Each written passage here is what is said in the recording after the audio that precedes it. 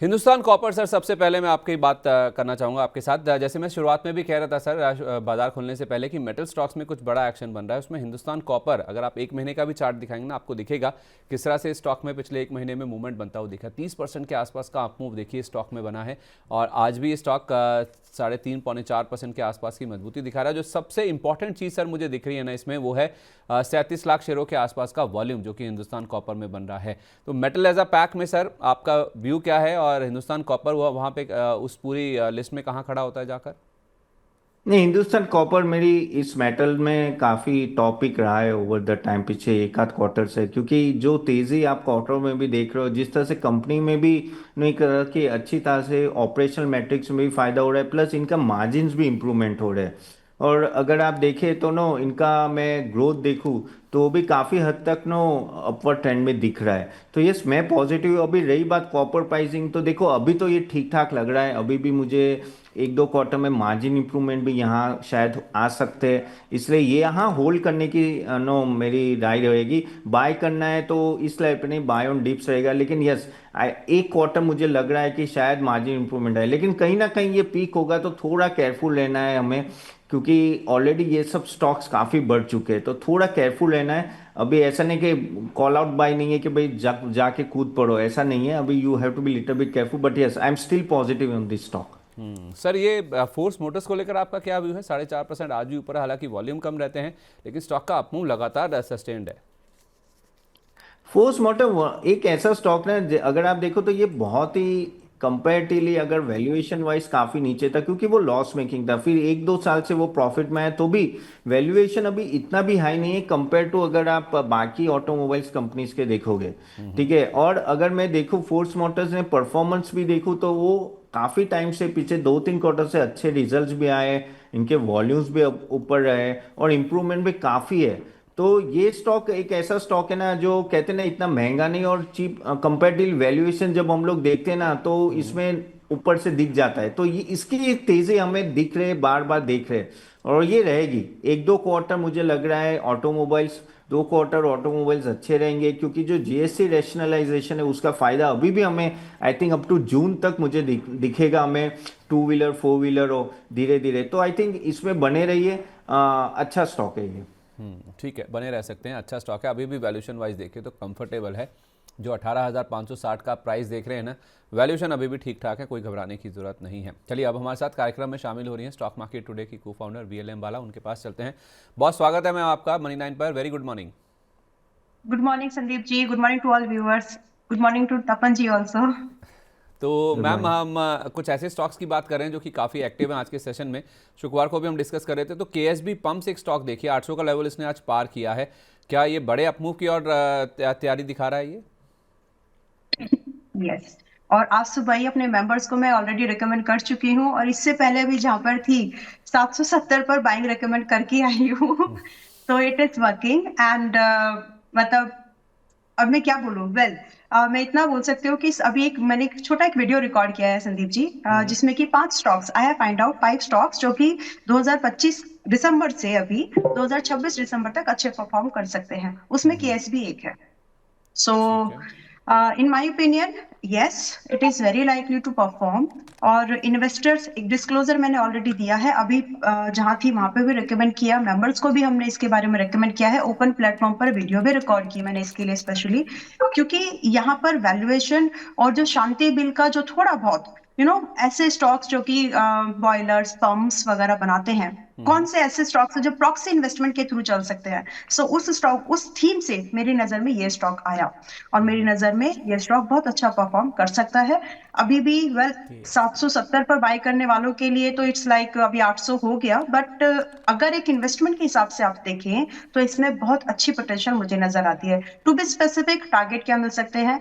I am seeing कि कुछ एक दो क्वार्टर में भी एक अच्छा मूवमेंट बन सकता है, जिसकी वजह से 850 से लेकर के 950 रुपए का टारगेट ये स्टॉक वेरी लाइकली हिट करने के लिए तैयार हो रहा है। वेर इन जो स्टॉप लॉस हमें अब लेके चलना चाहिए दिमाग में भी सिस्टम पर भी, वो 720 का होगा। So in my opinion it's a good pick. अगर आप इन्वेस्टर हो तो इस मोमेंटम को कैच करने की कोशिश करिए। तो 800 के आसपास भी ले सकते हैं, कोई दिक्कत नहीं है।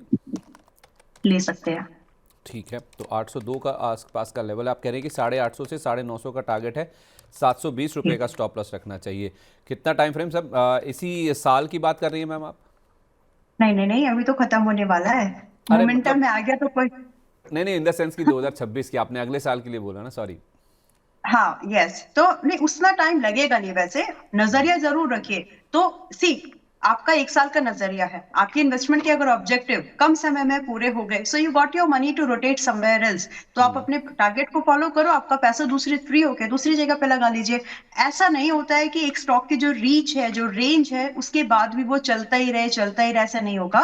जैसे आपके टारगेट्स हो जाए, आप उसको आराम से अपने प्रॉफिट को बुक कर लीजिए, फिर कुछ और ढूंढिए। तो मेरी नजर में 1 साल भी वैसे नहीं लगेगा, बट फिर भी मैं चाहती हूँ कि आप क्लैरिटी रखो कि अगर लग जाए तो आप बीच में इन्वेस्ट पैसा लगाने के बाद आप परेशान ना हो, इम्पल्सिव इम्पेशेंट ना हो कि अब क्या करें मैम, ऐसा हो गया। नहीं, 1 साल का नजरिया रखिए, एंड जल्दी मिल जाए तो खुश होइएगा। आपको you will get a smile कि चलो जल्दी हो गया। That's it. ज़्यादा व्यू लेके चलिए, और उससे पहले हो जाएगा तो फिर आपके लिए खुशी की बात हो जाएगी। तो 850 से 950 की तैयारी कर रहा है ये स्टॉक, इसके लिए आप चाहें तो स्टॉक में खरीदारी करके चल सकते हैं। तपन सर, एक बार केईसी इंटरनेशनल को देखिए, ये भी रेलवे का एक सेगमेंट है इनका भी, तो आज रेलवे स्टॉक्स में कुछ कुछ मूवमेंट है, तो केईसी इंटरनेशनल क्या ये मोमेंटम और आगे सस्टेन कर पाएगा? नहीं, ऑफ कोर्स ना, केस इंटरनेशनल तो अच्छा स्टॉक है। और अगर आप देखें तो इनको जिस तरह से कॉन्ट्रैक्ट्स मिले, और ना ऑर्डर बुक भी अच्छी खासी है इनके पास। और बस वही है कि एग्जीक्यूशन पे थोड़ा डिपेंडेंसी वो देखना पड़ेगा कि किस तरह से एग्जीक्यूशन होता है, लेकिन टीएनडी, सिविक, ट्रांसपोर्टेशन, उस केबल्स और हर एक सेक्टर में इनका है। और अगर देखें तो ओवरऑल रिजल्ट्स भी अच्छे आए कुछ क्वार्टर से। और यहाँ से लग रहा है जो मैनेजमेंट का गाइडेंस है, इम्प्रूवमेंट लग रहा है मार्जिन में। और कुछ कुछ साइट्स जो हॉल्टेड थी, वहाँ भी आई थिंक वहाँ उनका नो चालू होने वाले ऑपरेशन। तो यस, मैं पॉजिटिव हूँ इस स्टॉक में। और ये स्टॉक भी अच्छा है, आई थिंक लॉन्ग टर्म के लिए भी अच्छा है। और ये वैल्यूएशन भी मुझे अभी डिसेंट लग रहा है। तो इवन इस लेवल पे भी किसी को एंटर करना है तो कर सकते हैं लॉन्ग टर्म के लिए। ठीक है, इन लेवल्स पे भी चाहें तो लॉन्ग टर्म के लिए एंटर कर सकते हैं। क्या वैसा ही रुझान हिंदुस्तान जिंक में भी दिख रहा है बीएलएम? क्योंकि 450 से 600 रुपये का सफर इसने एक महीने में कवर कर दिया। हिंदुस्तान जिंक दिखा दीजिए, 600 रुपये आ गया। जी हाँ, जिसने बहुत सारा समय बिताया 450 से 500 की रेंज में, एक महीने का चार्ट दिखाइए, केवल एक महीने में आपको दिख जाएगा 450 वाला शेयर 600 रुपये के भी पार निकल गया है। तो ये क्या बढ़ रहा है मैम 800-900 की तरफ? यस, और नए हाईज जो इसने पुराने हाई लगाए थे उसकी तैयारी में आप भी रह सकते हैं, क्योंकि स्टॉक तो है। और इसका रीजन सिर्फ एक समझ में आता है कि जो मेटल्स, देखिए इंडस्ट्रियल रिक्वायरमेंट तो बड़ी है, लेकिन मेटल्स की सप्लाई उतनी तरह से उस लेवल से मिल नहीं रही जितनी की चाहिए। तो सप्लाई का कंस्ट्रेंट जो आ रहा है उसकी वजह से यहाँ पर और बहुत ज्यादा प्लेयर नहीं है। तो ये सारी चीजों का एडवांटेज इसकी तरफ जाएगा। तो मेरे हिसाब से जो है बने रहो, अगर जो नहीं है अब आने का प्लान कर रहे हो तो थोड़ा सा लिमिटेड एक्सपोजर से जरूर आना। ऐसा नहीं है कि स्टॉक में दम नहीं रह गया, इसमें तो है, क्योंकि ये 800 के आसपास तक जाएगा मेरे हिसाब से। तो जल्दी, मतलब 2 से 3 क्वार्टर्स का समय और लगने वाला है मैक्स। अब लेकिन जो लोग लेट आ रहे हैं, आप ये समझ लीजिए, मैं एक्सप्लेन करना चाहती हूँ ये चीज वापस से। आई वॉज द वन जिसने इसको 460 रुपए, 465 पर मल्टीपल प्लेटफॉर्म्स पर भी रेकमेंड किया था, मेंबर्स के पास भी शेयर किया था। नाउ ये 26% 1 1.5 महीने में चढ़ गया है। तो आप ये समझ लीजिए कि यहाँ से जगह बचती है एक छोटे से टेक्निकल पुल बैक की। ऑलराइट, मैंने बहुत स्पेसिफिक वर्ड्स यूज किए हैं ताकि आपको क्लैरिटी रहे। सो अगर वो आता है 5-10% तक का, अगर वो आता है तो आपको थोड़ा बहुत एडिशन करने की गुंजाइश अपने पास रखनी चाहिए। बिकॉज आप करंट प्राइस से भी जो अगला टारगेट आप देख रहे हैं, एक रीच, अगला टारगेट आप 35% की आप एक एक्सपेक्टेशन रख रहे हो। तो एक स्मार्ट तरीके से आप इसको हैंडल करो। स्टॉक मजबूत है, अभी भी आगे भी चलेगा। सिर्फ टेक्निकल का ही व्यू नहीं है यहाँ पर आपको फंडामेंटल सपोर्ट है इन सेक्टर में, इसलिए ये चल पाएंगे। इनफैक्ट आप आज की डेट में सेल को भी देख सकते हैं, सेल अभी चला नहीं है। स्टील अथॉरिटी ऑफ इंडिया, जिस तरह से ये स्टॉक्स चले हैं, अगर आप देखें तो सेल अभी 129.30 के आसपास ही है, सुबह ही देख रही थी मैं। तो यहाँ पर आपका रिस्क छोटा है। चाहे तो थोड़ा सा एलोकेशन अलग अलग तरह से कर लीजिए, थोड़ा बहुत सेल में, थोड़ा इसमें, ताकि आपका मैनेज भी हो जाए। और जो मोमेंटम हाई बीटा है हिंदू जिंक में, हिंदू कॉपर में, वो भी आपको मिल जाए। और सेल में जो एक अंडर वैल्यू मिल रही है, जो चला नहीं है, उसका बेनिफिट भी आपको मिल जाए। सो मेटल ओवरऑल पैक अभी मजबूत बना रहेगा संदीप जी। कोई टारगेट स्टॉप लॉस शेयर करना चाहेंगी स्टॉप सेल पर? सेल अभी 129.30 के आसपास मिल रहा है। यस, एक छोटा टारगेट जो 5-6% का है वो तो 135 है, but still if you can hold it, मैंने ये इसलिए लिखा है, मतलब अगर कोई होल्ड कर सकते हैं 2-3 क्वार्टर्स और, so you can expect approximately 150 यहाँ पर, और ये बड़ा जंप होगा। तो आप फर्स्ट टारगेट के बाद हैव एन क्लैरिटी कि आप फर्स्ट टारगेट जैसे आपका हो जाए आप उसको ट्रेल कर लीजिए, अपने पहले कैपिटल को प्रोटेक्ट कर लीजिएगा। तो 135 के बाद में आई सजेस्ट कि कैप ट्रेलिंग कर लो, और फिर उसके बाद आप 150 का भी वेट कर सकते हैं। स्टॉप लॉस जो है आज की डेट में अगर आप एंट्री बना रहे हो 124 is more than enough to chase this target. ठीक है, 124 रुपये का आप यहाँ पे स्टॉप लॉस रख लीजिए, और सेल में भी चाहें हिंदुस्तान जिंक के साथ साथ कुछ पोजीशन आप बना के चल सकते हैं। हिंदुस्तान जिंक तो अच्छा चल ही रहा है, वो तो आप मूव करेगा ही 850 950 का, माफ़ कीजिए केएसबी की मैं बात कर रहा था। और हिंदुस्तान जिंक के साथ साथ जो सेल का स्टॉक है वो भी आपको 135 से 150 रुपये तक के जो लेवल्स है वो दिखा सकता है। 124 रुपये के आसपास का आपको स्टॉप लॉस यहाँ पे ज़रूर मेंटेन करके चलना है। तो मेटल में रैली काफ़ी अच्छी चल रही है और ये रैली और भी ज़्यादा सस्टेन हो सकती है। और इस बीच आप निफ्टी देखिए एक बार, 167 पॉइंट के गेंस हैं अभी, 26,100 का जो लेवल है वो भी अब सस्टेन बेसिस पर आप कह सकते हैं कि निफ्टी ने पार किया है। तो 26,130 के आसपास हम फिलहाल ट्रेड कर रहे हैं। वीएलए मैम, कोई रेलवे स्टॉक्स में मूवमेंट दिख रहा है आपको? राइट्स हुआ, टेक्समैको हुआ, जुपिटर वैगन तो 10% ऊपर है। ये क्या कुछ बजट रिलेटेड प्ले हो रहा है? सेम्स एंड जुपिटर वैगन आज खुला कितने पर वैसे? Open, let me check the open price please. 270 पर खुला है, 285 पर है। ये मैंने इसलिए चेक किया है कि आज सुबह, मतलब ये स्टॉक्स कुछ न्यूज में थे, तो उस न्यूज की वजह से स्टॉक्स कहीं दूसरी जगह पर भी डिस्कस हो गई मॉर्निंग में, एंड JWL पर I gave a buy call. तो मैंने तो यहाँ पर 285 रुपए का जो टारगेट दिया है वो हिट हुआ है, एंड आई सी कि ये पोटेंशियल अभी और चल सकती है। आई मीन ये मूवमेंट अभी और चल सकती है, बट एक्सपोजर थोड़ा सा लिमिट कर लीजिए। JWL में अभी जगह है, बॉटम बाइंग कर रहे हो आप। देखिए बॉटम बाइंग स्टॉक्स में एक सबसे इंपॉर्टेंट चीज पता है क्या मुझे क्या पसंद आता है? आई जनरली प्रिफर दिस, लेकिन मुझे पसंद ये आता है कि आपका रिस्क छोटा है, और उस छोटे रिस्क पर आपका जो percentage of reward, one, second the time it takes, दोनों रिवॉर्ड ज्यादा होता है और जो टाइम लगता है वो कंपैरेटिवली कम लगता है जैसे ही वो चलना शुरू होते हैं। So there are certain things, आपको 4-5 चीजें देखनी है, अगर उसमें वो फिट होता है तो आप उनमें पैसा लगा सकते हैं। JWL अभी अच्छी प्रॉफिटेबल कंपनी ही दिख रही है, और सेक्टर से भी महंगी, उतनी एक्सपेंसिव नहीं लगती मुझे।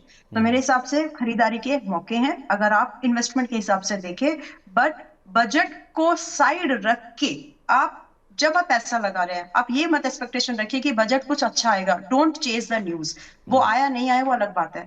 आज की डेट में क्या ये आपको वैल्यू दिख रही है इन्वेस्टमेंट के हिसाब से, वो देखिए। और मुझे दिख रही है टेक्निकल के बेस पर भी, फंडामेंटल्स के बेस पर भी, इसीलिए JWL को मैंने आज भी एक ट्रेड रिकमेंड किया है। तो आप भी चाहें तो मतलब one can consider it if they want. ठीक है, इन्वेस्टमेंट का अगर आपका व्यू है तो ज़रूर यहाँ पे आप कंसिडर करके चल सकते हैं। चलिए अब हम कुछ अपने दर्शकों के सवालों की ओर भी बढ़ते हैं।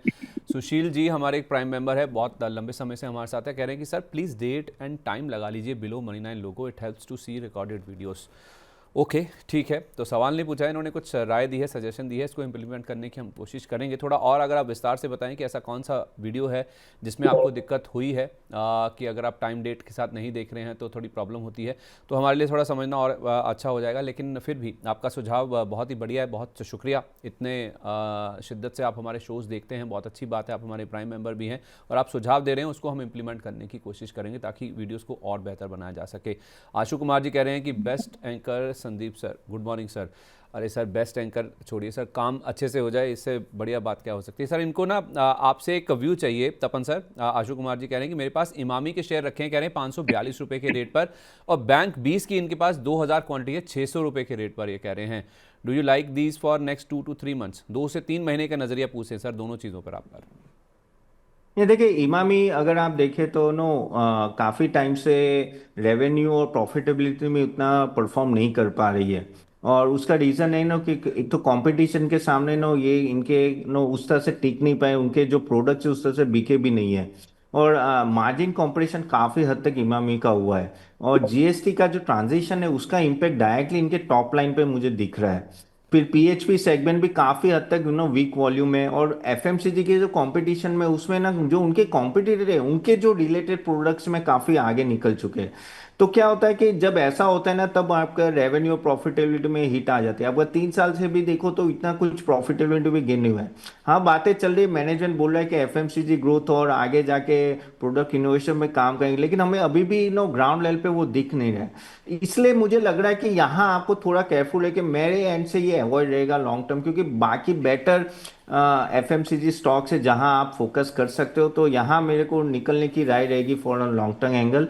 और जो बैंक भी इसकी बात की है, तो bank of course I am positive, क्योंकि जो आगे जाके जिस तरह से इंटरेस्ट रेट कट के माहौल है, और मुझे लग रहा है कि इन्फ्लेशन कंट्रोल में, तो हमने पहले भी बात की 25 to 50 basis point next 6 month होंगे।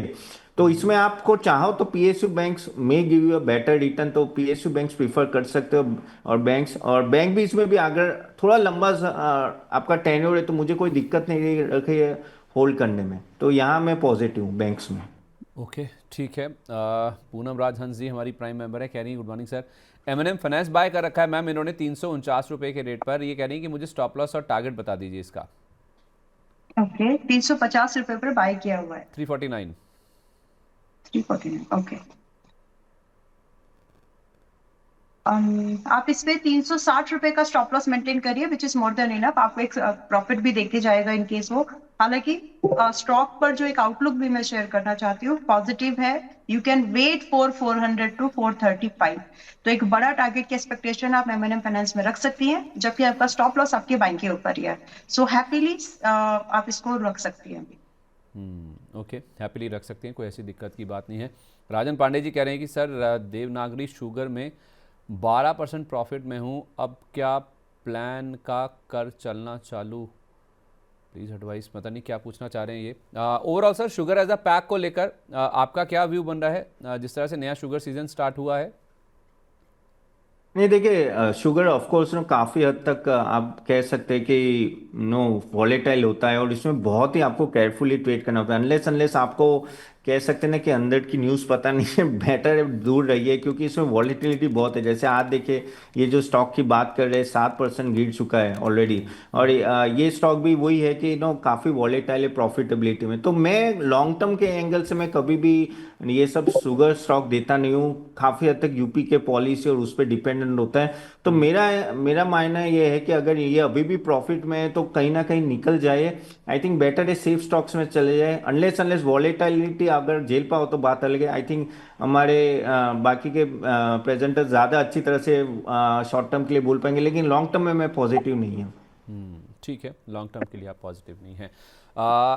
डेली लाइफ कह रही हैं कि गुड मॉर्निंग सर, मेरा नाम पुष्पा है। अच्छा, मुझे याद है फ्राइडे को मैंने शायद इनसे पूछा था कि आप अपना अगर नाम बता दें, तो पुष्पा जी बहुत धन्यवाद आपका, आपने अपना नाम बताया, क्योंकि डेली लाइफ से बोलना थोड़ा सा अलग लगता है। आई डोंट नो, आपने कुछ रीज़न से ही बनाई होगी अपनी आईडी, लेकिन पुष्पा जी ये कह रही हैं कि, और मैं पूछना चाह रही हूँ कि देवनागरी शुगर, अरे अभी तो बात हुई उसकी, और आइडिया, इसमें क्या अभी भी फ्रेश पोजीशन बनाई जा सकती है?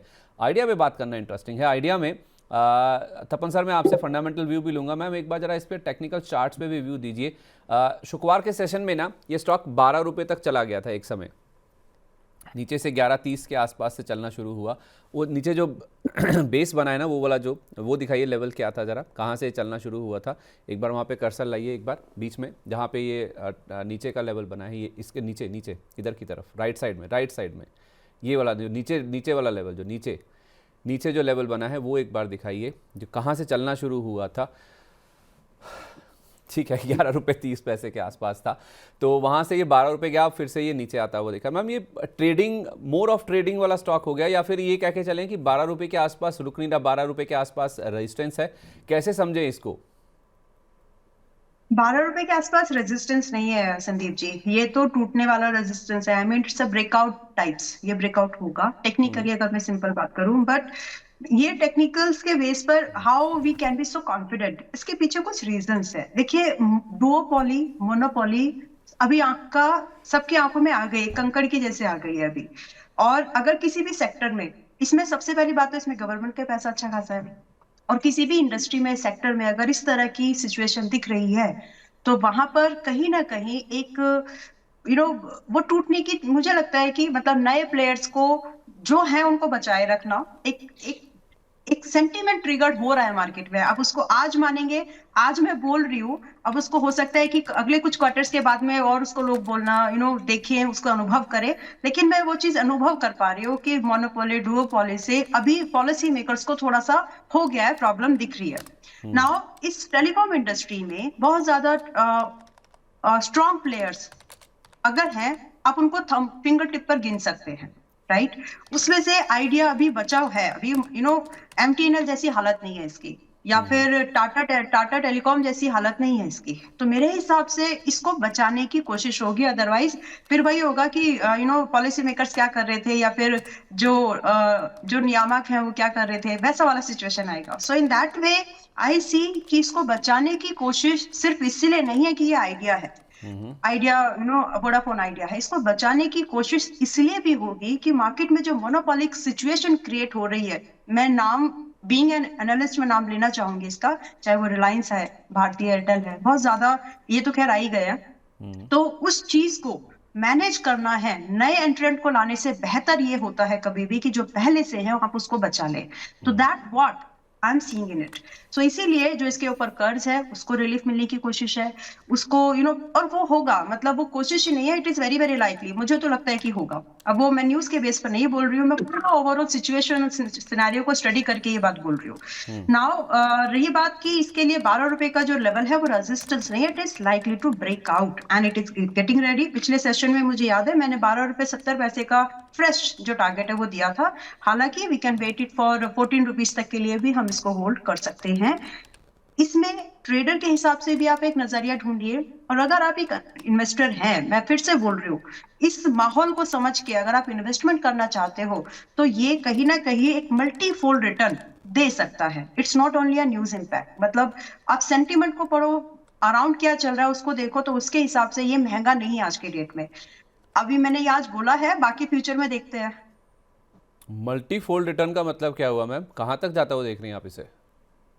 24 रुपए तक, 24-25 minimum 2026 likely, yes. My goodness. तो 24-25 की बात आप करने वाले, हालांकि मैंने तो 30-35 भी सुने हैं, मेरे लिए कोई हैरानी की बात नहीं है, लेकिन आपका 12.70 से बढ़कर 24 रुपये तक जाना, ये थोड़ा सा मुझे एस्टॉनिशिंग लग रहा है। तपन सर, आप भी इत्तेफाक रखते हैं फंडामेंटली जिस तरह की ये रीजंस दे रही हैं मैम कि इनकम्बेंसी के हिसाब से, या फिर जो डुओपोली जैसी सिचुएशन बन रही है उसको सरकार नहीं चाहती है, एक तीसरा प्लेयर भी चाहती है, तो इसलिए वोडाफोन आइडिया कभी बंद नहीं होगी।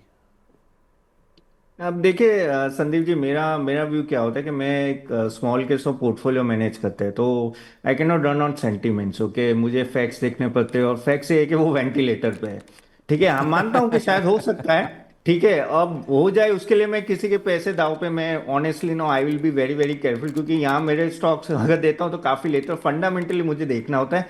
मैं अंबाला जी की बिल्कुल रिस्पेक्ट करता हूँ, उनका एंगल गलत नहीं होगा, हो सकता है, लेकिन प्रोबेबिलिटी मुझे अभी लग रही है कि अभी भी वो वेंटिलेटर पे है, और चांसेस ज़्यादा है कि वो नीचे रहेगा।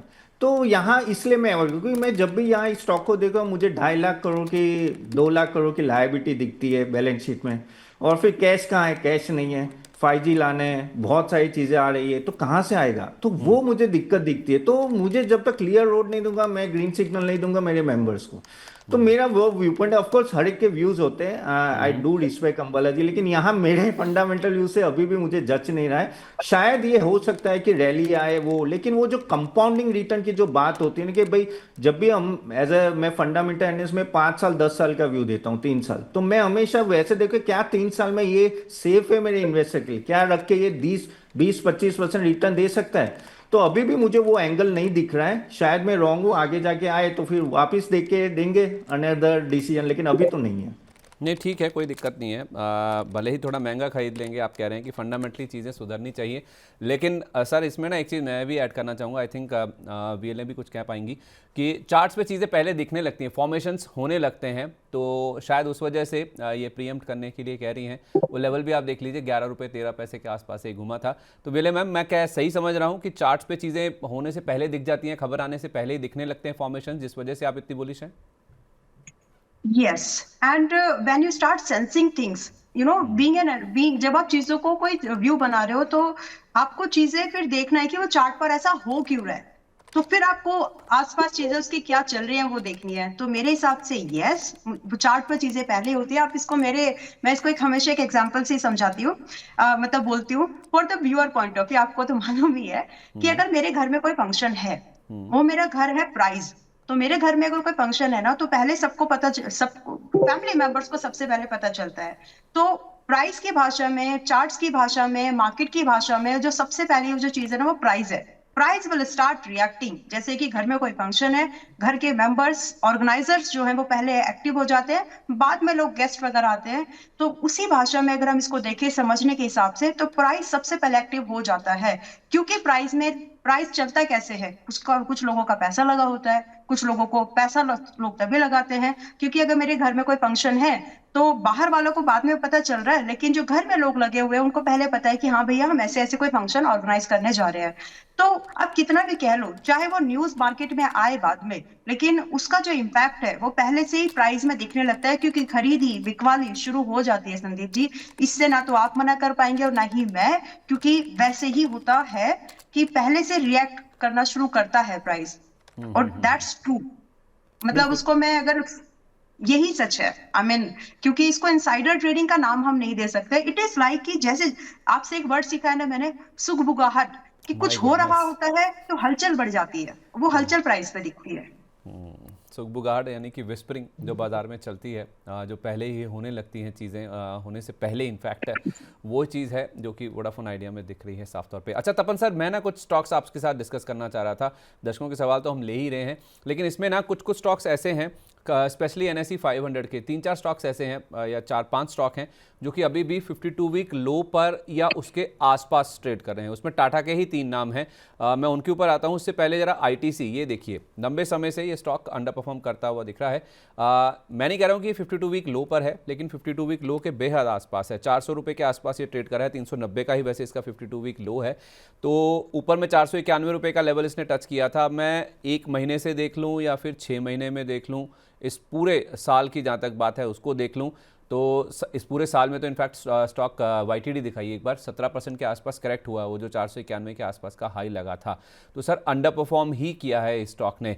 तो अब जब बाजार थोड़ा थोड़ा चलने लगा है, या फिर अगर हम मान के चलें कि FIs की खरीदारी शुरू हो गई है, तो क्या ऐसे स्टॉक्स जो कि फंडामेंटली स्ट्रांग हैं, 52 वीक लो के आसपास हैं, उनमें क्या वैल्यू बाइंग का प्रोपोजिशन बनता है? नहीं देखिए, ITC का सबसे बड़ी दिक्कत है, जो 65% रेवेन्यू जो आता है वो है सिगरेट बिजनेस से। अब सिगरेट बिजनेस पता है, बजट आता है तो वापस ITC टेंशन में आ जाते हैं, ऑक्सीजन पे होता है कि भाई कोई टैक्स ना बढ़ा दे। और बातें चल रही थी लास्ट टाइम जो टैक्स रैशनलाइजेशन हुआ तो उसमें सिगरेट को इंक्लूड नहीं किया गया, तो वो एक नेगेटिव जाता है आईटीसी के लिए। ऊपर से क्या है कि इनका जो एफएमसीजी पोर्टफोलियो है ड्राइव कर रहा है, लेकिन अगर आप ग्रोथ देखो तो कुछ, अगर मैं देखूं तो जो वॉल्यूम ग्रोथ है सिगरेट से आता है, एफएमसीजी अभी भी लेस है। अगर इसका 3 साल 4 साल का वॉल्यूम ग्रोथ देखो तो 8 to 9% है, विच इज वेरी लेस।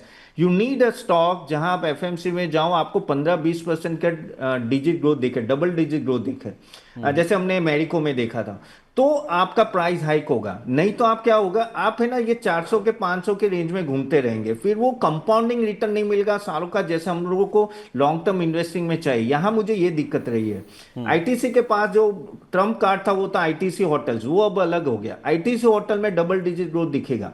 तो अगर आप पूछो दोनों में से कौन सा है, तो मैं अभी भी आईटीसी होटल में जाऊंगा। आईटीसी में इसलिए नहीं जाऊंगा, एक तो सिगरेट है, गवर्नमेंट की राय अच्छी नहीं है सिगरेट पे, एफएमसीजी सेगमेंट ऊपर आ रहा है लेकिन उस तरह का वॉल्यूम नहीं जिस तरह का चाहिए, अगर उसको यहाँ से प्राइस हाइक 500 के ऊपर भी ले जाना हो तो। सो इसलिए मैं आईटीसी अवॉइड करूंगा, बाकी बेटर एफएमसीजी स्टॉक है जहां आप देख सकते हो।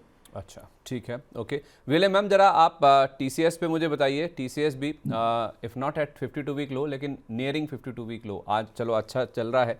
इन्फोसिस को लेकर जो पूरा मामला बन गया ना, हमने डिस्कस भी किया उसका ADR पूरा। तो TCS में इन लेवल्स के आसपास क्या खरीदारी करने का मौका है, वैल्यू बाय है? संदीप जी, आपके थ्रू मैं आपके व्यूअर से एक सवाल जरूर पूछना चाहती हूँ कि जो आज इसको 3300 पर खरीदने के लिए तैयार हैं, क्या उन लोगों ने इसको 3100 और 3000 के पास खरीदा है जब मैंने कहा था पिछले 1.5 महीने के लगभग?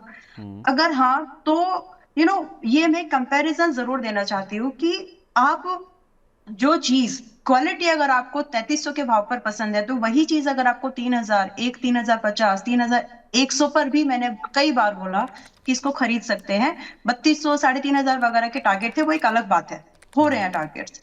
What I am trying to make understand people here कि अगर आप एक कोई स्टॉक को व्यू बना रहे हो ना, तो जितना हो सके उसको सस्ता खरीदिए। आपका सवाल इसीलिए आया है कि क्या अभी खरीद सकते हैं, क्योंकि ये टारगेट के ऊपर है, अभी पहले टारगेट के ऊपर। So I understand that, but yes, देखिए जिस तरह से एक अभी हमारी जो करेंसी है ना ओवरऑल, जब आपने एक बार एआई स्टॉक्स के बारे में बात किया था कि उधर एआई बबल फूटेगा तो क्या हम बहुत ज्यादा इम्पैक्ट यहाँ पर पड़ने वाला है। सो मेरा एक स्टेटमेंट ये था कि हमारे पास लुटाने के लिए कुछ है नहीं एआई के नाम पर। और जब सारी इंडस्ट्रीज में, सारे बाहर में जब डेवलपमेंट, रीडेवलपमेंट या फिर एक रिफाइंड प्रोडक्ट्स आ रहे हैं, तब हम काम करना शुरू कर रहे हैं। तो ऑलरेडी जो हमारी कैपेक्स इन्वेस्टमेंट है वो सिक्योर्ड है। तो इस नजरिए से अगर मैं देखूं तो हमारे लिए आईटी में अभी भी बहुत जगह है। नंबर वन तो एक तो ये हो गया एक फैक्टर। दूसरा, करेंसी में फिलहाल मुझे लग रहा है कि ये सिर्फ एक पुल बैक मूवमेंट है, it's not 100% revival according to me. So IT stocks को इसका बेनिफिट आगे भी मिलेगा। For that two reasons, TCS अगर आप खरीदारी के बारे में सोच रहे हो तो भी ध्यान रखिए, अगर आप आज 3300 पे जा रहे हैं, 3300 पर खरीद रहे हैं, then you might to experience 3200 का प्राइस अगेन। आपको हो सकता है कि 3200 वापस देखना पड़े, क्योंकि आप निचले स्तर पर नहीं आए थे। बॉटम बाइंग वैसे हर बार होती भी नहीं है, to be specific. But yes, TCS अगर इन्वेस्टमेंट के हिसाब से देखें तो 3400 से लेकर के 3750 के लिए आप इसको होल्ड कर सकते हैं। अगर नहीं आए हैं, आ सकते हैं, but you got to have a clarity कि 3200 का प्राइस जब आए तो थोड़ा बहुत एडिशन करिए, and that addition is a punishment for those people जिन्होंने निचले भाव पर इसको नहीं खरीद पाए। नहीं सो इट जस्ट नहीं, सिंपल। ऐसे मत करिए मैम, आप इतनी हार्श क्यों हो रही हैं? ठीक है, मिस हो मैं जाता हार्श है। नहीं हो रही। अच्छा। नहीं, सी, ओके। इट जस्ट मेरा सिर्फ समझाने का, मैं हार्श नहीं हो रही हूँ, मैं सिर्फ समझाने की ये कोशिश कर रही हूँ कि डांट तो आपको लगा ही रही हैं, खरीदना क्या है। डांट तो लगा ही रही हैं। ओके, बस आपको अगले महीने क्या खरीदना है नहीं, उसकी लगाइए तैयारी महीने पहले लगाइए करो। लगाइए, आप हक बनता है आपका। जिसने 3100 पे आपके कहने पे नहीं लिया ना, इस लेवल पे अगर कोई पूछता है या फिर करता है, तो जाहिर सी बात है डांट लगाना तो आपका अधिकार बनता है। इसमें स्टॉप लॉस जरूर बता दीजिए मैम, थोड़ा डांट लगाइए लेकिन साथ में थोड़ा सा स्टॉप लॉस भी बता दीजिए। स्टॉप लॉस इसमें देखिए मेंटेन अभी 3100 रुपए का एक स्टॉप लॉस है। 3200 रुपए तक मैक्सिमम आप एवरेजिंग कर सकते हो, बट आप 3100 मत रखो, लाइकली हिट है, हिट हो सकता है वो, तो आप थोड़ा सा सेफ हो जाओ क्योंकि इन्वेस्टमेंट के हिसाब से प्लान कर रहे हैं। So make a stop loss at 3070, it is safe for stop loss अगर हिट नहीं करना है तो 3070 का स्टॉप लॉस रखिए। 3200 पर आज अगर आप खरीद रहे हैं तो तैयारी रखिए कि 3200 आ जाएगा, मैं इसीलिए मैंने 2-3 बार बोला है। तो तैयारी उस हिसाब से करिएगा कि आपको बाद में परेशानी ना हो, बाद में आपको आकर के पूछना ना पड़े किसी से भी, ना मुझसे ना किसी से, कि आगे क्या करें। ओके, चलिए फॉर ठीक है। दैट। ओके। तपन सर, मुझे ना 2-3 स्टॉक्स और डिस्कस करने हैं, फिर मुझे प्राइमरी मार्केट पे भी जाना है। एक मुझे ट्रेंट और एक पावर ग्रिड के बारे में बताइए सर, ये भी अपने 52 वीक लोज के आसपास ही ट्रेड कर रहे हैं अभी। देखिए ट्रेंड का क्या हुआ है। ट्रेंड अगर आप देखो तो क्यों वो आई थिंक बहुत बड़ा था, यानी one of the biggest multibagger stock in retail no segment अभी, लेकिन वो क्यों नहीं कम हुआ अभी। पहले आप देखो तो वो 40-45% से उसका सेल्स ग्रोथ होता था और प्रॉफिट ग्रोथ भी 30-35% से, उसको उसके लिए 100 के आसपास पी मिला था।